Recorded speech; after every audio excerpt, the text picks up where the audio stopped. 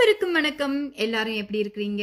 இன்னைக்கு நம்ம ஐத்தி கிச்சன்ல ஸ்ரீலங்கன் ஸ்டைல் மைதா மாப்புட்டு எப்படி செய்யறதுன்னு பார்க்க போறோம். வாங்க பார்க்கலாம். அதுக்கு நான் 1 கிலோ மைதா மாவை நல்லா அவிச்சு 2 மணி நேரம் நல்லா அவிச்சு சலிச்சு எடுத்து வச்சிருக்கிறேன். எனக்கு தேவையான அளவுக்கு மாவு எடுத்துக்க போறேன். இப்போ நான் 2 கப் மைதா மாவு எடுத்துக்கிறேன். அதாவது அவிச்ச மாவு. நீங்க நல்லா மாவு அவிச்சாதான் உங்களுக்கு புட்டு சாஃப்டா வரும். ஓகேவா? இப்போ 1/2 டீஸ்பூன் உப்பு சேர்த்துக்கலாம். நீங்க மாவுலையும் சேர்க்கலாம், இல்லைன்னா தண்ணிலையும் சேர்த்துட்டு இது கூட பெசரிக்கலாம். உப்பு சேர்த்ததுக்கு அப்புறமா இந்த மாதிரி கையால நல்லா மிக்ஸ் பண்ணி விட்டுடுங்க. இதுக்கு ரொம்ப முக்கியமான ஒரு விஷயம் என்னன்னா, தண்ணி அதாவது நல்லா சூடா இருக்கணும். நல்லா கொதிக்கிற தண்ணி தான் சேர்க்கணும். நல்ல ஹாட் வாட்டர் சேர்த்தாதான் உங்களுக்கு புட்டு சாஃப்டா வரும். அதே மாதிரி தண்ணியை நீங்க அதிகமா சேர்க்கக்கூடாது, நல்லா வராது. ரொம்ப காஞ்ச தன்மைக்கு வந்துடும். கொஞ்சம் கொஞ்சமா சேர்த்துக்கங்க. அப்போ கையில கண்டிப்பா மிக்ஸ் பண்ணாதீங்க, ரொம்ப சூடு. ஸோ இந்த மாதிரி ஸ்டிக் வச்சு நல்லா மிக்ஸ் பண்ணி விட்டுடுங்க. இப்போ பார்த்தீங்கன்னா எனக்கு இந்த 2 கப் மைதா மாவுக்கு 1 கப் சுடுதண்ணி, அதாவது நல்ல ஹாட் வாட்டர் 1 கப் தேவைப்பட்டது. ஸோ நல்லா மிக்ஸ் பண்ணிட்டு இப்போ கைகளை வச்சு நல்லா பெசரி விடலாம். புட்டு சீம்பால் மாதிரி இருக்கணும் அப்படின்னுவாங்க. சீம்பால் எத்தனை பேருக்கு தெரியும் தெரியாது, பட் நான்லாம் நிறைய சாப்பிட்ருக்கேன் ஊர்ல. அது நினைச்சாலே எச்சி ஊறுது. அந்த மாதிரி புட்டு சாஃப்டா இருக்கணும் சாப்பிட்றதுக்கு. ஸோ இப்போ நம்ம நல்லா கையால கிளறிட்டு மிச்சம் இருக்கிற அந்த கட்டிகளை மல்லிகைப்பூ மாதிரி நம்ம கொத்தி எடுக்கிறதுக்கு என்ன பண்ணணும் அப்படின்னா, வேற ஒரு பாத்திரத்துல நான் இந்த மாதிரி ஒரு ட்ரேல சேர்த்துட்டு ஒரு பிளாஸ்டிக் கப்பால நான் மசாஜ் மாதிரி கொடுக்க போறேன்.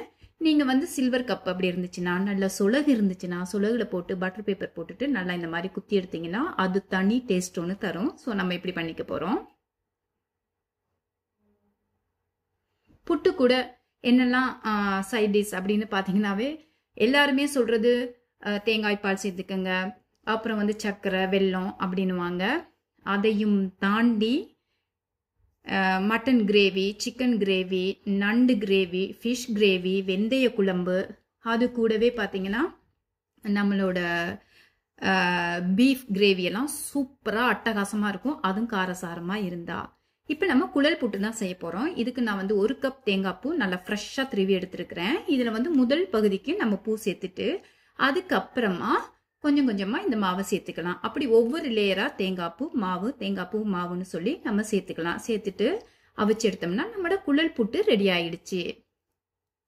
ஊர்ல எல்லாம் பாத்தீங்கன்னா மூங்கில்ல குழல் செஞ்சு வச்சிருப்பாங்க. அந்த மூங்கில்ல அவிக்கும் போதே அவ்வளவு அட்டகாசமா இருக்கும். வாசனை ஆரோக்கியமானதும் கூட. இந்த புட்டு நான் 2 பேர் சாப்பிடுற அளவுக்கு தான் செய்திருக்கிறேன். தேங்காய் பூல நீங்க வெல்லமோ இல்ல சர்க்கரையோ சேர்த்துக்கிட்டு கூட இந்த மாதிரி 1 by 1 நீங்க செஞ்சுக்கலாம். நான் பிளெயின் தேங்காய் பூ தான் சேர்த்து அவிச்சு எடுக்க போறேன்.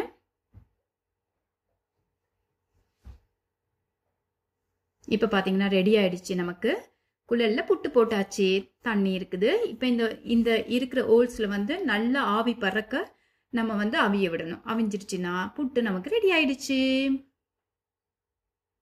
இல்ல என்னால இந்த மாதிரி கிரேவி எல்லாம் செய்ய டைம் இல்லப்பா அப்படின்னா புட்டவிங்க இருக்கவே இருக்கு. இவ்வளோ சைடிஸ் இருந்தாலும் ஒரு மாம்பழம் இருக்கா, சூப்பரா இருக்குங்க. மாம்பழத்துக்கும் இந்த புட்டுக்கும் வாழைப்பழம் பலாப்பழம்லாம் சாப்பிட அவ்வளோ அட்டகாசமா இருக்கும். மிச்ச மாவுல நான் என்ன பண்ண போறேன் அப்படின்னா, நம்ம துருவி வச்ச தேங்காய் பூவை இதுல சேர்த்துட்டு நல்லா மிக்ஸ் பண்ணிட்டு அவிச்சு எடுத்தோம்னா இதை கிரேவி கூட சாப்பிட்டுக்கலாம். குழல் புட்டை நம்ம வெல்லம், சர்க்கரை, வாழைப்பழம், மாம்பழம், பலாப்பழம் கூடவும் சாப்பிட்டுக்கலாம். பாருங்க நமக்கு புட்டு ரெடி ஆயிடுச்சு சூப்பரா. அது நம்ம லேயரை போடாத தேங்காய் பூ போடாம அதுல தேங்காய் பூ கலந்து வச்சது ஒண்ணு குழல் புட்டு. பாத்தீங்களா? நான் இன்னைக்கு மட்டன் கிரேவி, அது கூட வெல்லம், வாழைப்பழம் இதெல்லாம் வச்சு அட்டகாசமா நான் ருசிச்சு சாப்பிட போறேன். கண்டிப்பா இந்த ரெசிபி உங்களுக்கு பிடிச்சிருக்கும். லைக் பண்ணுங்க, கமெண்ட் பண்ணுங்க. ஐத்தி கிச்சனுக்கு மறக்காம சப்ஸ்கிரைப் பண்ணுங்க. அதே மாதிரி இதை செய்து பார்த்துட்டு எனக்கு கமெண்ட் பண்ணுங்க. ஆரோக்கியமான உணவு, ஆரோக்கியமான வாழ்க்கை. இன்னொரு ரெசிபியில உங்க எல்லாரையும் நான் சந்திக்கிறேன். பாய் பாய்.